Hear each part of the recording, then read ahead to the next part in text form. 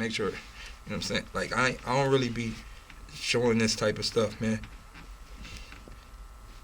No way. No way. Now stop. Nah, yo, like what? Yo, that was crazy. Like, what the hell? Like, man, so you're not human. I wouldn't even say I'm not human. Like, I think I'm just more so like, maybe I'm like a prehistoric or advanced. I'm not sure. I just know like I might have some disabilities or some might consider them abilities. Like, I don't know. It is what it is. Again, I gotta ask, what made you fall in love with making music? Sounds. Like when I was younger, like I was always into sounds. Like I love sounds. Like my uncle Gerard, R.I.P. He was a musician. He played keyboard and all that type of stuff. So I was always intrigued by sounds. Like sounds is always like, yo. Like I was like, yo, like why does this sound? Why do I like this sound? Like if you play a keyboard and you play like one key and you be like, I like that key. And you play another one and you don't. I don't like the key. I used to be intrigued by that. Like why though? Like it's like food. Like I like this food and this one don't taste good.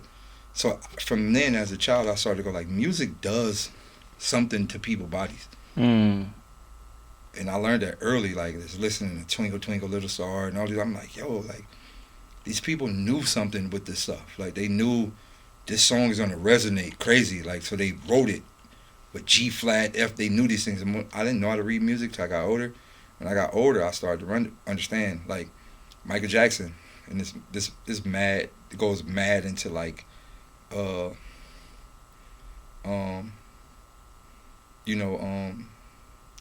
concept of people like Michael Jackson like did some wild shit with kids, right? Mm-hmm. So like,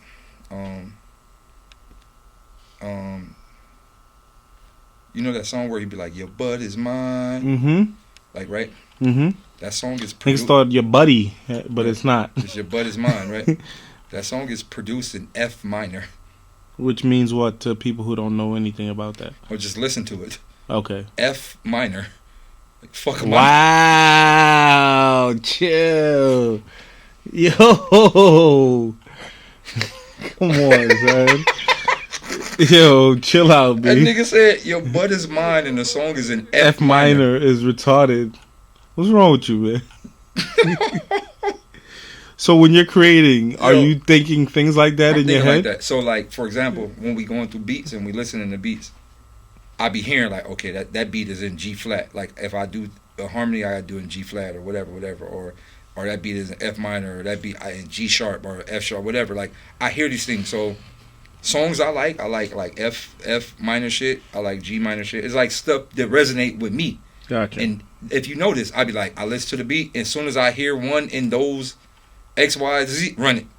Gotcha. Run it. Or as soon as I hear one that resonates with how I feel, run it immediately. And then I learned like a lot of people like why when people creating, why they can't create, because they going against how they naturally feel. Like some beats like it ain't resonating with them, but they in there trying to make a vibe to it. But it really ain't resonating with their art. They trying to make a vibe to it, and that's why I be taking niggas so long to create. I go with shit that resonate with me so crazy that all the concepts ladder down in my head because it connects perfectly to how I feel, and that's how I make music. How long have you been making music? For a long time though. Like I did music way before battle rap. So a lot of people don't know this. Like I wasn't a battle rapper. Like I got tricked into battle. You know what I mean? Like I went to the event on some other shit. My guy Y City Sticks told me to sign up here, and I signed up, and it was just happened to be the battle list, and I fucking went on stage and battled. So I was doing music long before that, and I was producing and shit way before that. Like everybody in my neighborhood know, like I was making beats for everybody and all type of shit, like before battle rap. And you said you got into it by accident. By accident, yeah. So you didn't know you were going to be in a battle event? Yeah, I had no idea. So why'd you go? Other reasons that I don't really talk about. Okay. But we went to an event, and God put me there for a reason.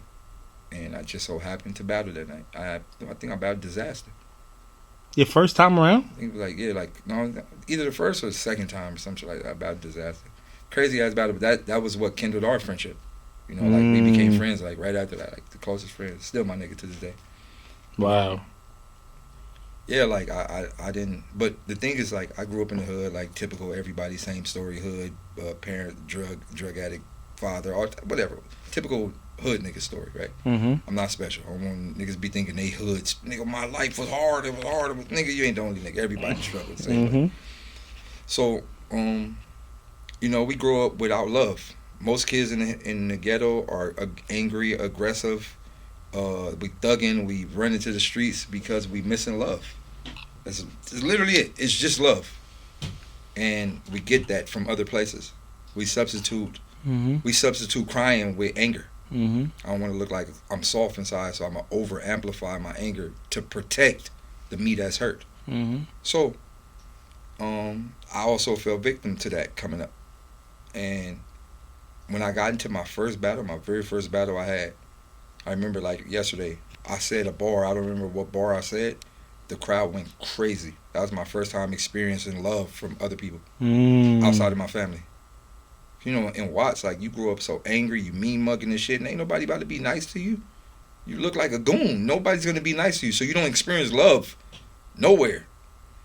That was the first time like people cheered for me. It felt like crack cocaine. It hit like crack. I was like, yo, like, all these people is going crazy. I ain't gonna lie, like, the pit was like, let's say like Born Legacy type of venue, like 400 people. Mm-hmm. It's like a Born Legacy type of venue, but it had a main stage, like a big stage. Okay. Like 400 type of, this was like 04, 05. Like, we had the formula. And nigga, they went crazy. Boom, I shook the building. Boom. And that shit, I remember they was going so crazy, I just heard white noise. Like, and I couldn't even hear them no more. And it was like in slow-mo and shit. And I was like, yo, what the fuck is this? But whatever this feeling is, I'm coming back Friday. Next Friday, I'm coming back. And came back next Friday. I did it again. I just kept coming back. How much you got paid to do that? Nigga, paid. Nigga, respect. Nigga, I have $1 billion worth of respect. Gotcha. I was in the respect street. That was your payment? My respect account was a level up. Got you. You was a millionaire in respect. Man, I came back everywhere. I'm battling 4 niggas a night, 5 niggas a night, battling outside. But I'm like, yo, and niggas is going crazy. So you get addicted to it. And, you know, when I look at niggas like Shine and Twerk and all them niggas, and they, you know, they do these certain formats so that the crowd can explode. I know what they searching for. Niggas hurt, so they search for love. That shit feel good. If I can shake this room, I get love. If you notice, when they say a bar and it don't hit, they panic. Y'all don't love me no more? So I get it. I know what niggas searching for. So and you got to the point where you don't even want crowd reaction though. Now that I look at it, like, you done grew to the point where it's like, what, you got enough of the love? Like, well, what is that? It ain't even that. Cause you be like, yo, don't react. That's easy. Like so it's that level of love. Like, you get the dopamine level of love, right? And that's just like, oh, my mind. I like the thought concept. But that level of love is like crack, right? You got to keep doing it for people to love you. You got to keep hitting it. You got to keep smoking it for people to love you. And if you don't do it, they don't love you. So I searched for another way to make people love me. And I gave them the mysteria of what he gonna say next. So people are they not in love with my punchlines no more. People don't give a fuck about me being a punchline rapper. They in love with, what the fuck am I gonna do? And with that, if you could love me before I even rap, like, I just put my fingers like this and niggas go crazy, dummy crazy. Facts. Because it's step into the stage and the what if. They in love with the what if. So that was my goal. Let me create the what the fuck he gonna do, and niggas be glued, like.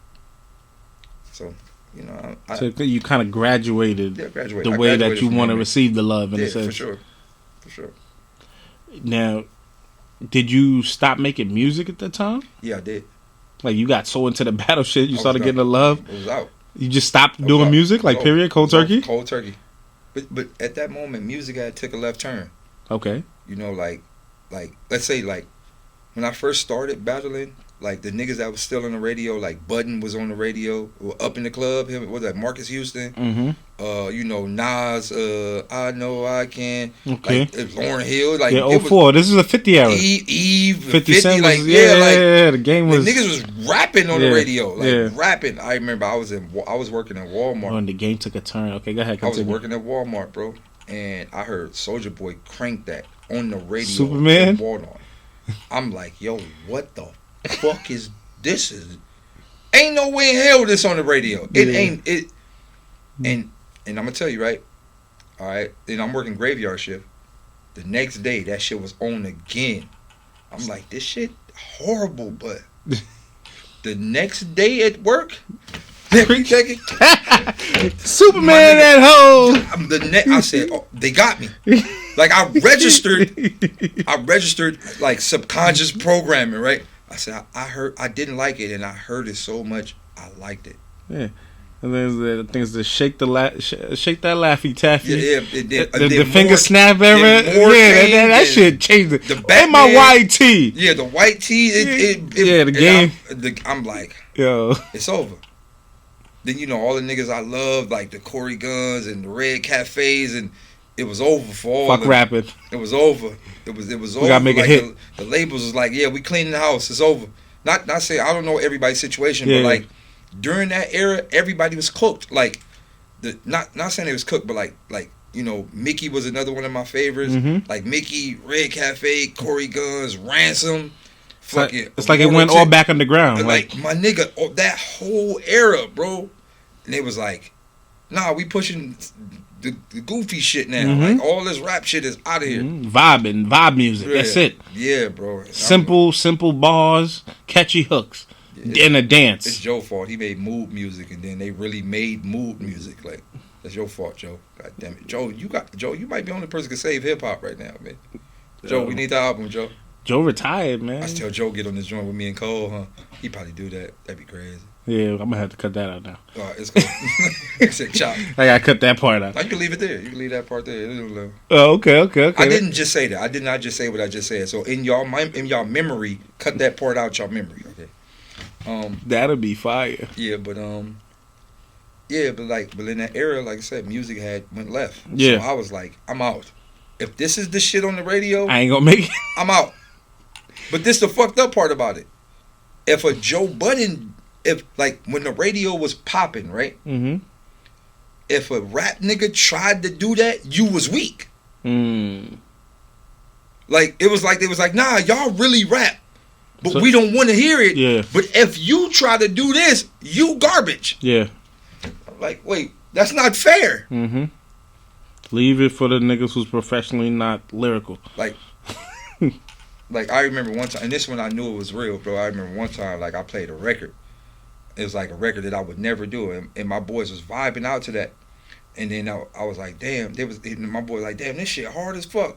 Who is this? I'm like, nigga, that's Uzi. That's Lil Uzi. He like, damn, this shit gonna smack the world, nigga. I can't wait for him to drop this. And I'm like, nah, that's me. He like, nah, bro, I ain't gonna lie, I don't really like it.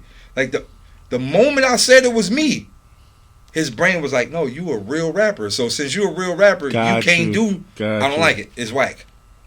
So that's what happened in the industry. They was like, people was like, the rap niggas, if y'all try to make songs like this, the songs are garbage. But since these niggas don't really rap for real, we gonna let them get away with the bullshit. And I was like, all right, the industry spooky. We won't fuck with it coming from you. No, from you, fuck no. Yeah. But if it's from the goofy nigga that really don't rap like that. If anything, take that song and give it to him. Yeah.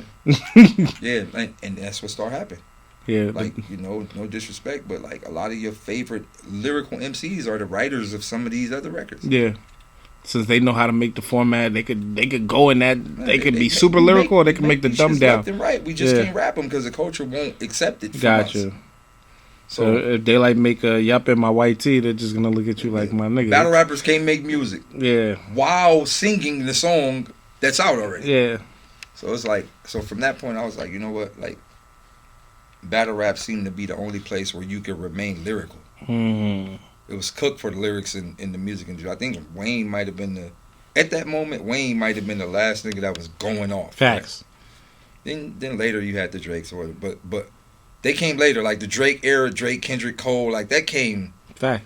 They came later. We had a good time span. And even with them coming and doing what they did, it still was like a fight between what they're doing and the simple stuff. I'm gonna break it down though, right? Yeah. So, you had the Gucci. Not saying that none of these people are whack. They are amazing at what they do. Facts. They not lyrical like the rest of these niggas, but they make very good music. Mm-hmm. I am a Gucci fan to the max. I'm an OJ the Juice Man fan to the max. On red, everything. You get what I'm saying? Like I blast this shit. I'm not gonna act like I don't. But there was an era where it was just all that. You get what I'm saying? And even in the rap era, we had rap and we had other stuff. You know what I mean? Like, we had, like, it was niggas rapping and you had, like, fucking Lil Jon. Lil Jon existed in the era where niggas was rapping. You get what I'm saying? So it was like, all right, I'm going to the club to get Lil Jon. All right, on my way home, I'm listening to this or whatever. But at that point, it just became all one-sided. And all the other niggas that was, like, lyricists and MCs and real hip-hop, they pushed them niggas to the corner. It was like, them hip-hoppity niggas. And they put that in the world eyes, like, oh, you're a rapper, oh. So it just got weird, boy. Like I said, I stopped doing music. And then the Kendrick, J. Cole and them era came. And I was like, oh, it's hope. It's back? It's hope. No, it's just hope. I would say it's back. Yeah, I got you. It's hope. Right? Then, I think Jay had did the verse. It was like he was going in on the skinny jean niggas and all that. I remember. After he did that no verse. Auto-tune. No auto-tune. Remember, that was a big thing. After he did that verse, the Matrix calculated. You know how they send the Sentinels? Yeah. They sent the mumble rappers like Sentinels, bro. Like, it was a billion of them after that. Like, oh, you think you got power, Jay? Watch you this. think you could change the game back to lyrical? Another one. Yeah. Another one. And Jay was like, hold on. Right? I don't wear skinny jeans because my knots don't fit. Yeah, I remember. Look at Jay pants now, boy. Yeah. I can't beat him. Fuck it. I can't beat him. He said, Kanye, pick my shit out, my nigga. Pick my shit out, my nigga. I can't beat him. Join him, bro. Jay wouldn't have got the wicks and all that. I can't beat him. Join him, bro. He even, I think, had to kill that one time. I can't beat him. Join him. Them niggas sent a barrage of them type of niggas, bro. Yeah. And then we got the colorful hair era. The Tekashi era and shit like that. That was before Tekashi. Yeah, it was before. This is what happened. Tekashi seen a nigga with brown hair, nigga with green hair, nigga with blue hair. And he just became the rainbow. I'm going to be all of these niggas. Like, that nigga the Captain Planet of... Facts. Nigga, Uzi, honey, Pump. We give you Captain 6ix9ine. He's the hero. Yeah. Yeah, he's the combination of all that shit, bro. So now, when did you get back to making music? You're battling, you become a top MC. Like, what point do you say, you know what? Battling, like, the battles helped me get back to music. So what happened was, battling put me in front of every hip-hop nigga's eyes. Every nigga in the hip-hop space knows who I am. Everybody. Every single person. Because battles are the format to hip-hop. It's how hip-hop started. Hip-hop started with battles. Whether it's called an MC, microphone checker. Like, man, give me your mic, nigga, it's up. You know what I mean? Like, DJs was Can I move the crowd? Yeah, like, I could rock the crowd better than you. Like, so that's where hip-hop, it starts with that. So all the niggas that really do rap watch battle rap. Everybody watches battle rap. Everybody in the whole music industry watch battle rap. Everyone. Like, all the people that rap. So, nigga, one day, I'm about to battle B Magic, I think. And the nigga Ab Soul was in New York, and he just DM'd me like, "Hey, bro, you hard as fuck. I'm out here, bro. Let's get up." I'm like, "Word, this Ab Soul." Like, all right, nigga, fuck it. So I pull up on Ab Soul. It's Ab Soul, Dash, and Ratchy P. And I'm just maneuvering with these niggas through the NY city streets, like, it's wild. And then, Soul just like, man, like, I really want to battle. And I'm like, I know, like, I could get you a PG or something, so I could get you something like... You get you a PG is hilarious. Nigga like, nah, like, nigga, I gotta battle you, nigga. You, like, I ain't the MC unless I battle you. Wow. Like, you the last level of the swordsman. Like, I'm just like, word? He like, nigga, like, I'm gonna just start writing, nigga, like, and just get ready. I'm like, so, nigga, one day we at the stew. He like, nigga, I'm ready. I'm always clipped up. Yeah, like I said, as soon as you told me you was ready, nigga, I was done. Yeah, I'm done. I was done before you told me I was. Yeah, when you first called me, I was done, nigga. Yeah. Nah, I got. But yeah, so as soon as I seen the DM, but no, so nigga like, hey, somebody was like, hey, I think them niggas about to battle, right? And Soul stood up. I stood up. Wow. And the homie was like, nigga, I got a coin if y'all. And then nigga Soul was like, nigga, I'm going first. Like, fuck it. I'm gonna go first. It's an honor. So I went first, nigga, and I went. And we did a one-rounder. I remember, and that's what's out right now on the internet. It's online everywhere. But yeah, we did a one-rounder. And, it went crazy. Like, it went crazy. And so, moving forward. Yeah, so how you get into back to the music? Forward, Soul was like, man, I want to put this battle on my album. So he put the audio on the end of his album. That's fire. That shit went up. Boom, boom, boom. So, moving forward. This is like a long story, though. So, since I'm on the album, he invites me to the album release party. Dope. I get to the album release party. Like 5 minutes when I got there, I ran into Ichiban Don, Willie B. Daylyt, what the fuck, nigga? I haven't seen you since the pit. Reminder, the pit is like 12 years prior to this day. Wow. I haven't seen dude since 12 years. Okay. But he been working with TDE the whole time. So he like, yo, nigga, what's up? What you been up to? What you working on, nigga? I'm like, I'm just doing battle. He like, nigga, we need to make an album. And I'm like, what? Like, nigga, nigga, let's lock in. Like, nigga, you got my number. Let's lock in. So, nigga, I didn't even stay for the album release party. Like, I left. I went home. I hit Will, like, maybe, like, the next day. And then I pulled up on him, and we started working on Let There Be Light. It was my first project. Like, wow. Into the shit.